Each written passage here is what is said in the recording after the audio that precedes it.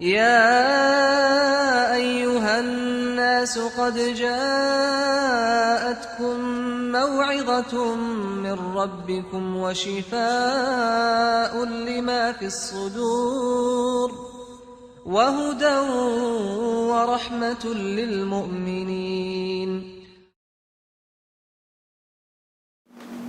السلام علیکم ورحمۃ اللہ وبرکاتہ. الحمد للہ وحدہ والصلاة والسلام علی من لا نبی بعدہ اما بعد. اعوذ باللہ من الشیطان الرجیم. بسم اللہ الرحمن الرحیم. اذ قال یوسف لأبیہ یا ابت انی رأیت 11 کوکبا والشمس والقمر رأیتهم لی ساجدین. خواتین و حضرات، آئین تفسیر کے سلسلہ میں آج آپ کے سامنے سورہ یوسف. ابھی آپ نے سنا کہ یہاں چند سورتیں جو انبیاء کے نام سے ہیں، لیکن یہ سورت جو نام ہے وہی مضمون بھی ہے. شروع سے لے کر آخر تک صرف اور صرف یوسف علیہ السلام کا ذکر ہے. یہ واقعہ بڑا مشہور ہے، میں واقعات کی طرف نہیں جاؤں گا، بلکہ قرآن کریم نے اس کو کہا نحن نقص علیک احسن القصص، ہم آپ کے اوپر بہترین قصہ بیان کر رہے ہیں. تو قرآن کریم واقعات بھی بیان کرتا ہے. وہ کون سے واقعات؟ انبیاء کے، ان کی قوموں کے. لیکن یہ صرف واقعات نہیں ہوتے، بلکہ احسن کا لفظ آیا. قصہ ہے، کہانی ہے، لیکن احسن مطلب یہ کہ اس میں نصیحت ہے، عبرت ہے. اس سورہ کو سمجھنے کے لیے سب سے پہلے یہ سمجھیے کہ یہ سورت کب نازل ہوئی، تو بات پوری سمجھ میں آ جائے گی. مکے کے آخری دور میں جب لوگ آپ صلی اللہ علیہ وسلم کے جان کے دشمن ہو گئے، حد سے زیادہ ستانے لگے ایمان والوں کو اور آپ کو، تو اللہ تعالیٰ نے آپ کو اس سورہ کے ذریعے خوشخبری دیا کہ اکثر انبیاء کو جب ان کے ساتھ ظلم ہونے لگا تو ہم نے ان کے لیے راستے کھول دیے، لیکن پہلے آزمائے گئے، اس کے بعد راستے کھولے گئے. اب اس کے لیے آپ کو یوسف علیہ السلام کا قصہ بیان کیا گیا. اب کیوں یوسف علیہ السلام کا؟ موسیٰ علیہ السلام کا بھی بیان ہو سکتا تھا، لیکن موسیٰ علیہ السلام کا بارہا بیان ہوا ہے. حالانکہ موسیٰ علیہ السلام کو بھی بستی سے نکلنا پڑا، ہجرت کرنی پڑی، لیکن یوسف علیہ السلام کا خاص کر اس لیے بیان کیا گیا کہ یوسف علیہ السلام کے ساتھ جو کچھ کیا ان کے بھائیوں نے کیا، اسی طرح پیارے نبی صلی اللہ علیہ وسلم کے ساتھ یا جو لوگ ایمان لائے تھے ان کے ساتھ ظلم کرنے والے کوئی دوسرے نہیں تھے، انہی قوم کے لوگ، انہی کے رشتہ دار تھے. ابو لہب سگا چچا، ابو جہل رشتے کا چچا، اور یہی دونوں سب سے زیادہ دشمنی میں آگے تھے. سارے لوگوں دشمنی کے لیے ہی دوسرے ایمان والے جو تھے ان کو ستانے والے انہی کے گھر کے لوگ تھے. تو یوسف علیہ السلام کے قصے میں زیادہ مناسبت تھی، اس لیے یوسف علیہ السلام کا قصہ بیان کیا گیا. اور بتایا گیا کہ یوسف علیہ السلام کو جس وقت ان کے بھائیوں نے بستی سے لے جا کر کنویں میں ڈالا، وہ یہ سمجھ کر کہ یوسف ہمارے راستے سے ہٹ گیا، لیکن حقیقت یہ تھا کہ اللہ تبارک تعالیٰ یوسف علیہ السلام کو مصر جہاں پہنچانا چاہتے تھے اس کی پہلی سیڑھی تھی. وہ گویا اللہ تعالیٰ کی طرف سے الگ پلان ہوتے ہیں، انسان الگ پلان کرتا ہے. تو ایمان والوں کو چاہیے کہ کس کے اوپر بھروسہ ہو؟ ایمان. پھر ایک دن آپ دیکھیں کہ یوسف علیہ السلام کے بھائی خود آپ کے سامنے آ کر شرمندہ ہوئے. پیارے نبی صلی اللہ علیہ وسلم کو بتلایا گیا کہ آپ کے یہ بھائی ایک دن شرمندہ ہوں گے، اور آپ دیکھیے کہ فتح مکہ کے دن آ کر شرمندہ ہوئے. یوسف علیہ السلام کے بھائیوں کو جب حقیقت کھل گئی تو معافی مانگنے لگے، تو اس وقت انہوں نے کہا لا تثریب علیکم اليوم، جاؤ آج تمہارے اندر تمہارے اوپر کوئی بدلہ نہیں. تو پیارے نبی صلی اللہ علیہ وسلم کو بھی بتلایا گیا کہ آپ کے پاس بھی وہ دن آئے گا، آپ کے ساتھ بھی وہ حالات پیش آنے والے ہیں، آپ بھی اپنے بھائیوں کو وہی معاف کریں. لہذا فتح مکہ کے دن وہی لوگ جو آپ کے چہروں پر تھوکے تھے، آپ کے راستے میں کانٹے بچھائے تھے، آپ کو قتل کرنے کی سازش کیے تھے، وہی لوگ سامنے کھڑے تھے اور پوچھ رہے تھے کہ آج ہمارے ساتھ کیا معاملہ ہوگا. تو آپ صلی اللہ علیہ وسلم نے وہی جملہ دہرایا جو یوسف علیہ السلام نے اپنے بھائیوں سے کہا تھا، لا تثریب علیکم اليوم، آج کے دن کوئی بدلہ نہیں۔ تو معلوم ہوا کہ اللہ کے نیک بندے اپنے دشمنوں سے دنیا میں بدلہ نہیں لیتے، وہ اللہ پر چھوڑ دیتے ہیں، کیونکہ ایک انسان بدلہ لے گا اپنی طاقت کے مطابق، رب العالمین بدلہ لے گا اپنی طاقت کے مطابق۔ تو ہمیں کس پر بھروسہ کرنا چاہیے؟ اللہ پر بھروسہ کرنا چاہیے۔ تو بہرکیف اس قصے کو احسن القصص ہی نہیں کہا، بلکہ ساتھ میں یہ کہا جاتا ہے، روایتوں میں آتا ہے کہ مکے کے لوگوں نے خود پوچھا تھا کہ بنی اسرائیل تو کنعان میں تھے، جو مصر سے دور تھے، مصر میں آ کر کیسے بسے؟ یہ یوسف علیہ السلام کون ہے؟ یعقوب علیہ السلام کے بیٹے، اور یعقوب علیہ السلام کا ہی نام اسرائیل تھا، تو یہ نسل وہاں سے نکل کر مصر میں کیسے بسی؟ پوچھا، انہوں نے سوال پوچھا۔ تو اللہ تعالیٰ نے کہا کہ لَقَدْ كَانَ لَكُمْ فِي رَسُولِ اللَّهِ لَقَدْ كَانَ فِي يُوسُفَ وَإِخْوَتِهِ آيَاتٌ لِلسَّائِلِينَ، کہ یوسف علیہ السلام اور ان کے بھائیوں کے واقعات پوچھنے والوں میں نصیحت ہے پوچھنے والوں کے لیے۔ تو گویا عربوں کو بھی نصیحت کیا گیا کہ دیکھو اللہ تعالیٰ نے وہاں سے ان کو نکال کر دوسری جگہ آباد کیا، ہم بھی چاہیں گے محمد رسول اللہ صلی اللہ علیہ وسلم کو دوسری جگہ آباد کر دیں گے، لیکن تمہاری مخالفت سے محمد صلی اللہ علیہ وسلم یا ان کا دین ختم ہونے والا نہیں ہے۔ جیسا یوسف علیہ السلام کے بھائیوں نے مخالفت کی تو یوسف علیہ السلام مٹ نہیں گئے۔ لہذا بار بار اللہ تعالیٰ نے اس چیز کو نصیحت کے طور پر بیان کیا، یہ ایک بہت بڑی نصیحت ہے۔ ایک تو یہ، دوسری چیز اللہ تعالیٰ اس میں کئی خواب کو بیان کیا ہے۔ اب وہ سارے خواب بیان کرنا میرا مقصد نہیں ہے، بہت سے لوگ خواب کے بارے میں پریشان ہوتے ہیں اور مسئلے پوچھتے رہتے ہیں۔ یاد رکھیے خواب آنا انسان کی حقیقت ہے، خواب آ سکتا ہے، البتہ بہت سے لوگ اس کو بہت زیادہ اہمیت دیتے ہیں۔ حقیقت یہ ہے کہ اکثر تو انسان کو خواب اس کی ذہنی تھکاوٹ کی وجہ سے ہوتا ہے، جو کچھ وہ دیکھتا ہے وہ یہ، لیکن جو انبیاء کا خواب ہے ایسا نہیں ہوتا، اور جو اللہ کے نیک بندے ہیں ان کا خواب بھی ایسا نہیں ہوتا۔ ہاں عام انسانوں کا خواب بھی اگر وہ جو خواب دیکھا ہے اور اس کے تعلق سے اس نے سونے سے پہلے یا ایک دو دن پہلے یا آگے پیچھے کوئی ذکر نہیں کیا تھا، کوئی بحث نہیں کیا تھا، کچھ سوچا نہیں تھا، اور اچانک کوئی چیز آتی ہے خواب میں تو اس کی اہمیت ہے۔ لیکن نیک بندوں کے خواب کی اہمیت، اور انبیاء کے تو پورے خواب 100% صحیح ہوتے ہیں۔ پیارے نبی صلی اللہ علیہ وسلم فرمائیں کہ خواب آدمی دیکھے تو کیا کرے؟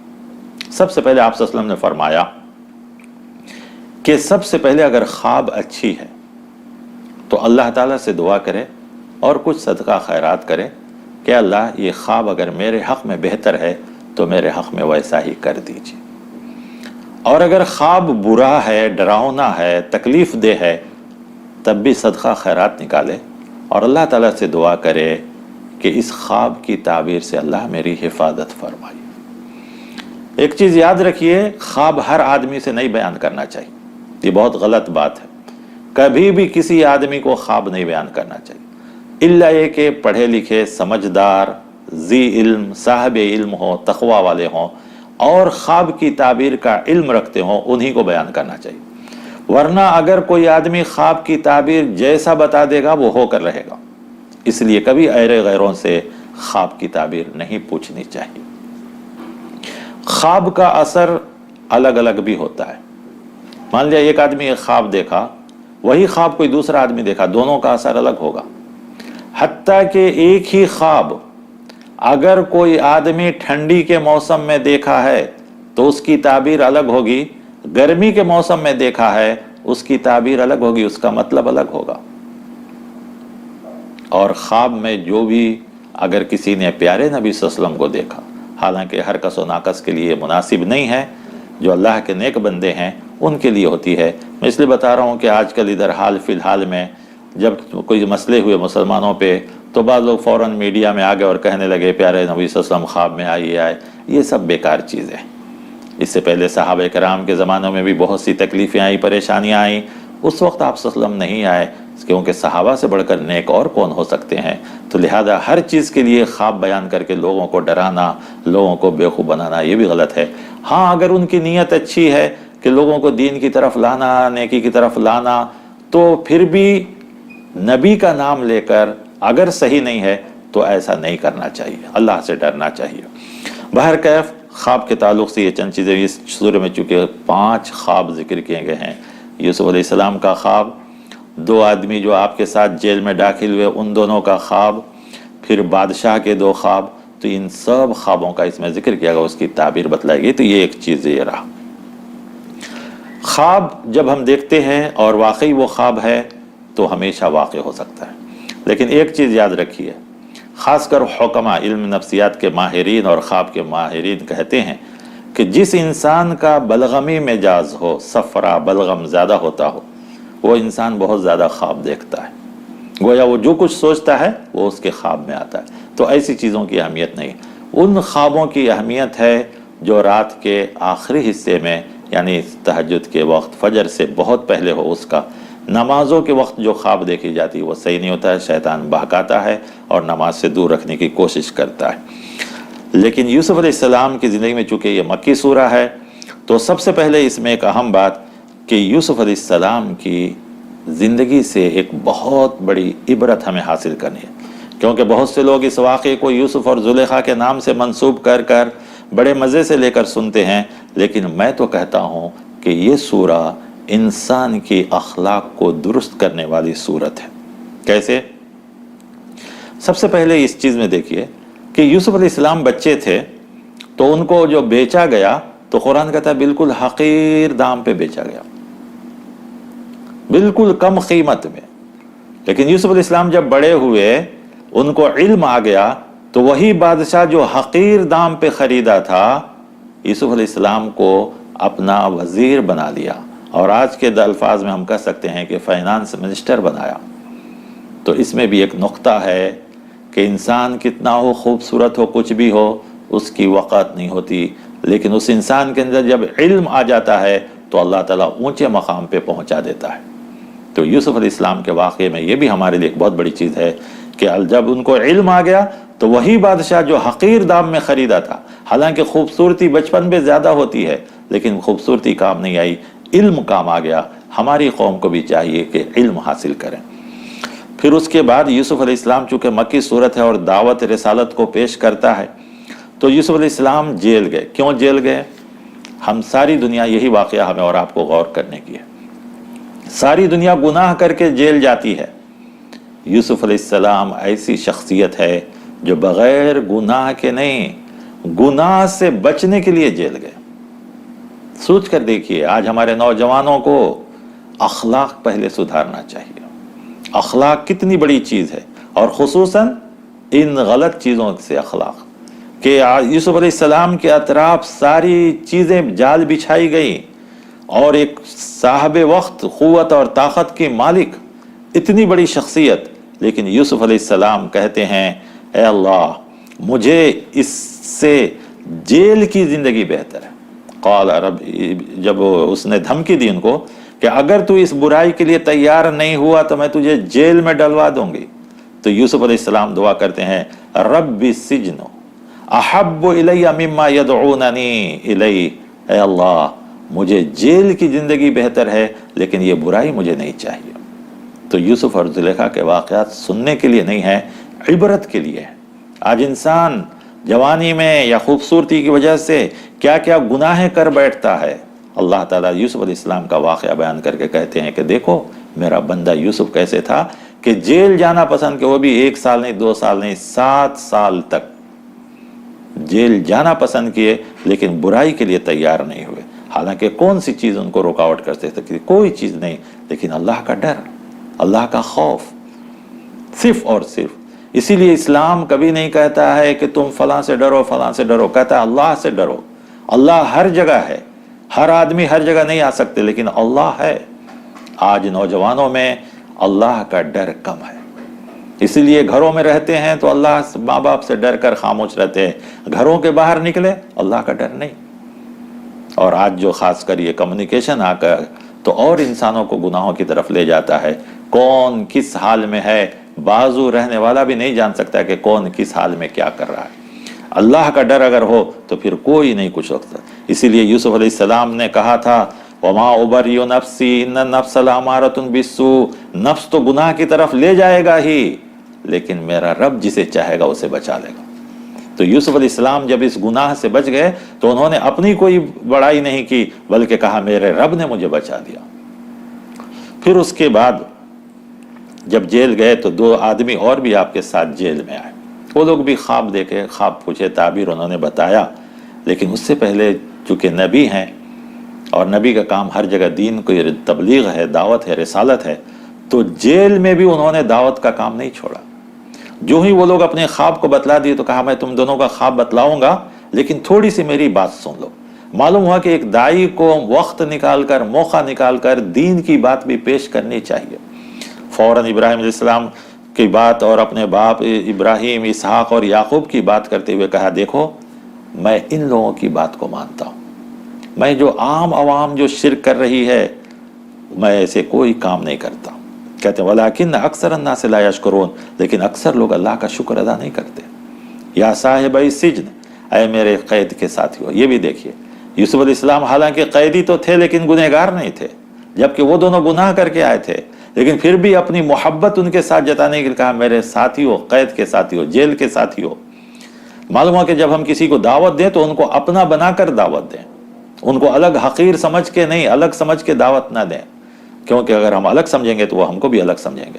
تو اس نے کہا اے میرے قیدی ساتھیو، ارباب متفرقون خیر ام اللہ الواحد القہار، کہ الگ الگ خدا جو ہیں وہ بہتر ہیں یا ایک اللہ بہتر ہے؟ بارش کا خدا، پانی کا خدا، رزق کا خدا، علم کا خدا، دلیت کا خدا، دولت کا خدا، یہ جو الگ الگ تم لوگ بنا لیے ہو یہ بہتر ہے یا ایک اللہ بہتر ہے؟ ما تعبدون من دونہ، تم لوگ جن چیزوں کی اس اللہ کی عبادت کر رہے ہو، الا اسمان سمیتموہا، تم نے نام رکھ لیا کہ یہ بارش دے گا، یہ خدا دے، یہ رزق دے گا، یہ دولت دے گا، یہ طاقت دے گا، یہ قوت دے گا، یہ سب تم نے بنا لیا، اللہ نے بنایا کیا؟ اللہ سمیتم انتم وآباؤکم، تمہارے باپ دادا نام رکھ لیو، ما انزل اللہ بہا من سلطان، اللہ نے کوئی دلیل نازل کی ہے؟ کوئی دلیل نازل نہیں کی۔ ان الحکم الا للہ، صرف اللہ کا حکم چلے گا، اور وہی اللہ ہے جو عبادت کے لیے حکم دے رہا ہے، کہا رہا ہے کہ اسی کی صرف عبادت کرو، ذالک الدین القیم، یہی صحیح دین ہے، لیکن اکثر لوگ نہیں جانتے۔ پھر آگے چل کر اسی آیت میں وہ آیت آئی اسی سورہ میں کہ اگر لوگ ایمان بھی لا لیتے ہیں تو شرک کے ساتھ ایمان رکھتے ہیں۔ آج ہم مسلمانوں میں بہت سے مسلمان ہیں جو ایمان تو ہے، اس میں کوئی شک نہیں، اللہ، رسول، کتاب، آخرت، دین، فرشتے سب پر، لیکن شرک کے ساتھ ہے۔ وہاں بھی کہا گیا وَلَٰكِنَّ أَكْثَرَ النَّاسِ لَا يَعْلَمُونَ، لیکن اکثر لوگ نہیں جانتے۔ تو ہمیں اور آپ کو توحید، ہر جگہ انبیاء دیکھیے کہ وقت نکلتے ہی، موقع ملتے ہی ہر جگہ توحید کی بات کرتے تھے۔ پھر اس کے بعد یوسف علیہ السلام اور یعقوب علیہ السلام کے باتوں میں ایک بڑی اہم بات کہی گئی ہے جو ہمیں اور آپ کو سوچنے کی ہے۔ یوسف علیہ السلام کو جب کنویں میں ڈالا گیا تو وہ کنواں کتنا دور تھا؟ بستی سے بالکل اسی بستی کے اندر کنواں تھا۔ باپ گھر میں تھے، کنویں میں بیٹے ڈال کر آ گئے، لیکن یوسف علیہ السلام کے بارے میں یعقوب علیہ السلام کو معلوم نہیں ہوا۔ بھائی لوگ جھوٹ آ کر بولے آپ صبر کر لیا، حالانکہ آپ چاہتے تو کہہ سکتے تھے، لیکن آپ کو علم نہیں ہوا اس کا کہ ان لوگوں نے کیا کیا۔ لیکن مصر جانے کے بعد کئی طرح ہو گیا، 2-3 بار یہ لوگ روزی کے لیے گئے، تکلیف اٹھائے، سب کچھ ہوا، واقعات آپ حضرات بار بار جانتے ہیں۔ لیکن جب تیسری بار یہ لوگ گئے اور یوسف علیہ السلام سے برداشت نہیں ہوا تو یوسف علیہ السلام اپنا بھید ظاہر کر دیا بھائیوں کے سامنے، وہ کہے کہ میں ہی یوسف ہوں جن کو تم لوگوں نے کنویں میں ڈالا تھا۔ اب وہ بھائی پریشان ہو گئے، خیر اللہ معاف کر دیا یوسف علیہ السلام، اور اس کے بعد کہے کہ جاؤ اب ابا جان کو لے کر آؤ۔ تو اب اس کے بعد یہ لوگ نکلے تو اپنی پہچان کے لیے انہوں نے قمیص دی، کہا کہ میری قمیص لے جاؤ ابا جان کو دے دیں۔ ادھر مصر کہاں ہے، کنعان کہاں ہے، کافی دور، لیکن جو ہی یہاں سے نکلتے ہیں تو ادھر گھر پر یعقوب علیہ السلام کہتے ہیں میں یوسف کی خوشبو کو محسوس کر رہا ہوں، اگر تم لوگ مجھے پاگل نہ سمجھو کہ بوڑھے ہو جانے کی وجہ سے اگر میرا دماغ خراب نہیں ہوا ہے تو میں یوسف کی خوشبو اس کو پا رہا ہوں۔ یعنی بستی کے کنویں میں ڈالا گیا، آپ کو علم نہیں ہوا، اتنی دور سے یوسف علیہ السلام کی قمیص کی خوشبو، اور وہ بھی اتنے دنوں کے بعد آ رہی۔ تو اللہ تعالیٰ یہاں پر کہتے ہیں کہ جب تک اللہ کسی کو کسی چیز کا علم نہیں دیتا تب تک میرے بندوں کو بھی معلوم نہیں ہوتا۔ تو معلوم ہوا کہ انبیاء کو بھی اللہ تبارک و تعالیٰ جب تک نہیں معلوم کراتے ہیں تب تک نہیں معلوم ہوتا۔ इतने दिनों तक यूसुफ अलैहिस्सलाम की खबर नहीं थी, तो रोते रोते अपने आंखों से आंसू खुश्क कर लिए थे, और बार बार वो जो आयत आई कि अपने गम, अपनी सारी चीज़ों की वजह से वो निढाल हो गए थे। इन्नमा अश्कु बस्ती व हुज़्नी इलल्लाह, कि मेरा गम और मेरा निढाल, मेरा गम सब कुछ अल्लाह के लिए है। रोते रोते आंख खुश्क कर लिए थे। तो मालूम हुआ कि अल्लाह का जब तक अंबिया को नहीं बताता है तब तक नहीं होता। बहरकैफ यूसुफ अलैहिस्सलाम के वाक़े में हम सब के लिए बहुत सी इबरत की बातें हैं। सबसे पहली चीज़ अखलाक, ईमान, तौहीद, रिसालत, और अल्लाह जिस हाल में रखा है ये ज़रूरी नहीं कि अल्लाह उसी हाल में हमको रखे। अल्लाह ताला ईमान पर कायम रहे तो बहुत से रास्ते खोल देता है, और जब इन ईमान वालों को तकलीफ़ आए तो ये ना समझे कि हमको तकलीफ़ में डाला, बल्कि अल्लाह ताला उसको उस तकलीफ़ से निकालने के लिए जो रास्ता बनाता है वो रास्ता तकलीफ वाला होगा, उसके बाद आसानी होगी। यूसुफ अलैहिस्सलाम तो उस दिन यही सोचे होंगे कि मेरे भाई, मैं तो नेक हूं, मैं इतना अच्छा ख्वाब देखा, लेकिन मेरे भाई कुएं में क्यों डाल रहे हैं? क्या अल्लाह मुझे छोड़ दिया क्या? यूसुफ अलैहिस्सलाम जरूर सोचे होंगे, लेकिन उनको मालूम नहीं था कि इसी रास्ते से वो कामयाबी की तरफ पहुंचने वाले थे, जहां उनको नबी बनना था, बादशाह बनना था, सब कुछ बनना था। तो मालूम हुआ कि कभी कभी हमको तकलीफ के साथ गुजरना पड़ता है, तब जाके कामयाबी मिलती है, जिसे अल्लाह ताला ने कुरान में कहा इन्ना मअल उस्रि युसरा, इन्ना मअल उस्रि युसरा। इन सारे वाक़यात को बयान करने के बाद प्यारे नबी सल्लल्लाहु अलैहि वसल्लम से कहा जा रहा है कि आप कह दीजिए हाज़िही सबीली। सारे नबियों का भी यही रास्ता था, मेरा भी यही रास्ता है। अभी आपने सुना यूसुफ अलैहिस्सलाम ने किसकी दावत दी? एक अल्लाह की दावत दी, मुख्तलिफ खुदाओं से निकाल कर एक अल्लाह की। प्यारे नबी सल्लल्लाहु अलैहि वसल्लम से कहा कि आप कह दीजिए कि यही मेरा रास्ता, अदउ इलल्लाह, मैं तुम सबको अल्लाह की तरफ बुलाता हूँ। अला बसीरतिन, पूरे बसीरत के साथ, होश व हवास के साथ, सोच समझ के साथ, मैं और मेरे इत्तिबा करने वाले। सुबहान अल्लाह, अल्लाह इन सब चीज़ों से पाक। वमा अना मिनल मुशरिकीन, और हम शिरक करने वाले नहीं हैं। और इसी चीज़ की इत्तिला वही नूह अलैहिस्सलाम को भी दी गई और सारे बस्तियों के लोगों को दी गई है। फिर उसके बाद अल्लाह तआला कहते हैं लक़द कान फ़ी क़िससिहिम इबरतुन लिउलिल अलबाब, इस किस्से में नसीहत हासिल करने वालों के लिए नसीहत है, हर आदमी के लिए नहीं, नसीहत हासिल करने वालों, जो भी नसीहत हासिल करेंगे उनके लिए इबरत है। इसके साथ सूरह यूसुफ के साथ साथ हम एक सूरा और भी इसमें जोड़ते हैं आपको, सूरतुर राद। राद ये मक्की सूरा है, इसको बिजली कहा जाता है, रात, कड़क, बिजली की कड़क। और इस सूरे के चंद आयतें वाकई ऐसी हैं जो इंसान को हिला देने वाली हैं। जैसे बिजली कड़कती है तो अच्छे से अच्छे इंसान हिल जाता है, डर जाता है, उसी तरीके से इस सूरे की आयत नंबर 13 में आया है वो युसब्बिहुर्रादु बिहम्दिही वल मलाइकतु मिन खीफती, कि अल्लाह के डर और खौफ से फरिश्ते, बिजलियां, ये सब भी तस्बीह बयान करती हैं। वो या बिजली का चमकना, दुनिया साइंस कुछ और कहती है, लेकिन अल्लाह ताला कहते हैं कि वो भी अल्लाह के डर से गरजते हैं, वो भी अल्लाह के डर से कांपते हैं। जबकि उन बिजलियों का गरजना, कड़कना, चमकना अच्छे अच्छे इंसानों को हिला देती है। तो इस सूरे में एक आयत है जो हमारे और आपको, आज सारी दुनिया के मुसलमानों के लिए है, इन्नल्लाह ला युग़य्यिरु मा बिक़ौमिन हत्ता युग़य्यिरु मा बिअनफुसिहिम।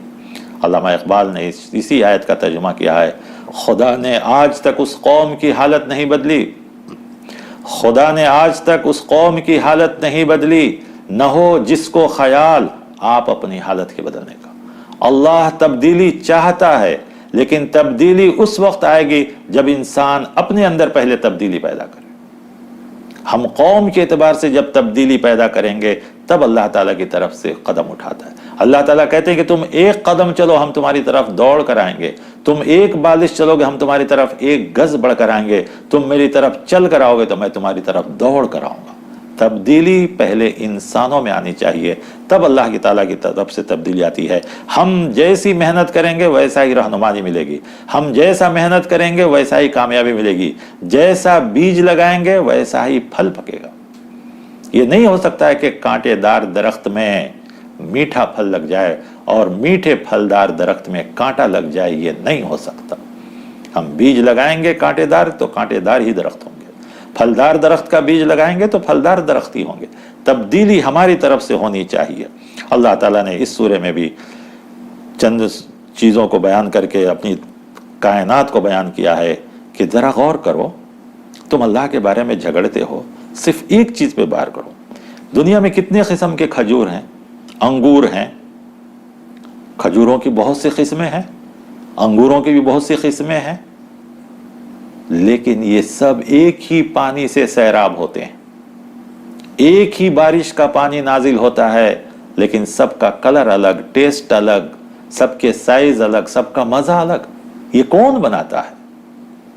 کیا اللہ کے علاوہ اور کوئی ہے؟ کیا تمہارے لیے اس میں نصیحت نہیں ہے؟ یقیناً اس میں نصیحت ہے اس قوم کے لیے جو سمجھ رکھتی ہو۔ تو گویا اللہ تعالیٰ کو سمجھنے کے لیے نبی کتاب تو ہے ہی ہے۔ کائنات کے اندر کتنی چیزیں جس کو دیکھ کے بھی ہم اللہ کو سمجھ سکتے ہیں۔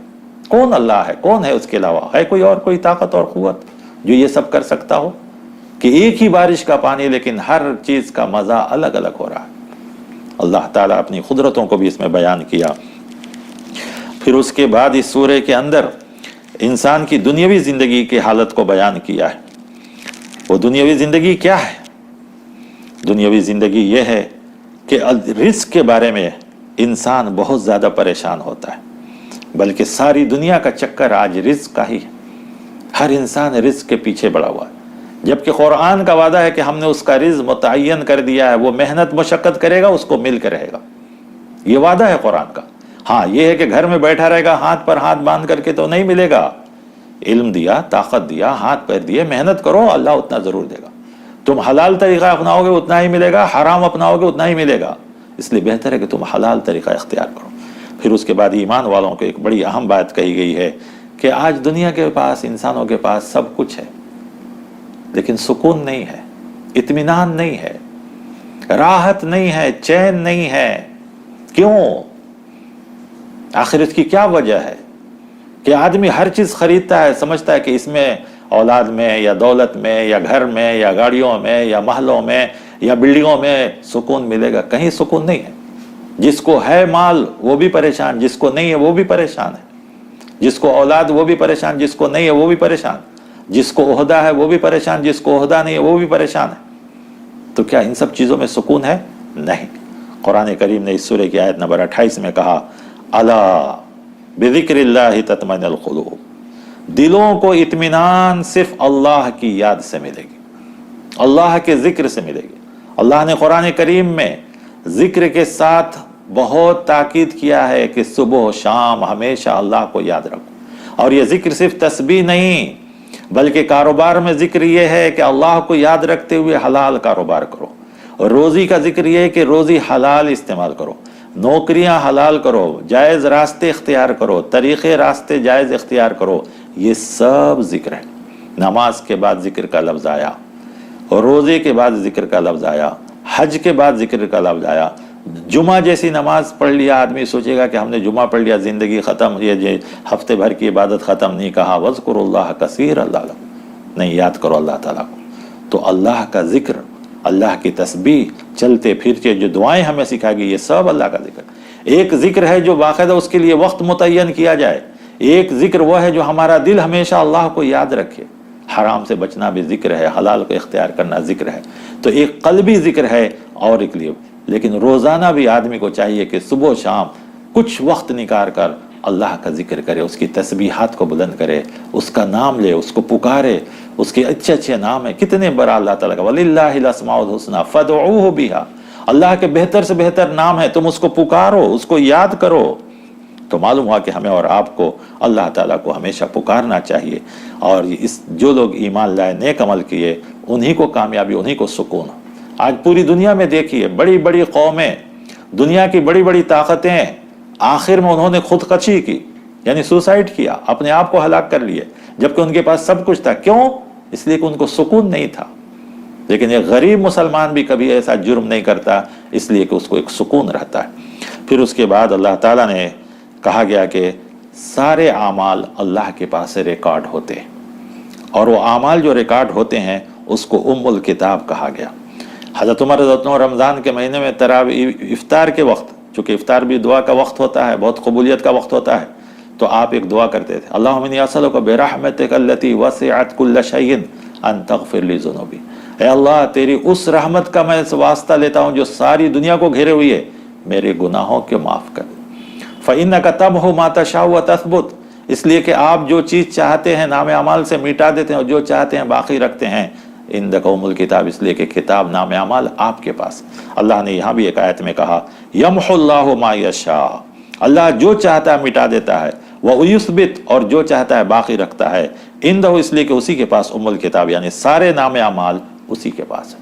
تو ہمیں چاہیے کہ ہمارے سارے ریکارڈ تیار ہو رہے ہیں، اور یہ ریکارڈ کس کے پاس ہے؟ اللہ کے پاس۔ تو اللہ تعالیٰ سے دعا کرنی چاہیے کہ اللہ تبارک و تعالیٰ ہمیں اور آپ کو جب قیامت کے دن اٹھائے تو ہمارا حساب بالکل پاک ہو، یعنی اچھے طریقے سے ہمارا حساب دے، ہمارا نام اعمال گناہوں سے پاک ہو اور نیکیوں سے بھرپور ہو، اس لیے کہ قیامت کے دن نیکیاں وزن کی جائیں گی، اور جس کی نیکیاں وزنی ہوں گی وہی کامیاب ہوں گے، جس کی نیکیاں ہلکی ہوں گی وہ ناکام ہو جائیں گے۔ تو پھر اس کے بعد جو ہے اس سورہ کے اندر آخرت، توحید، رسالت، ان سب چیزوں کا ذکر کیا گیا ہے۔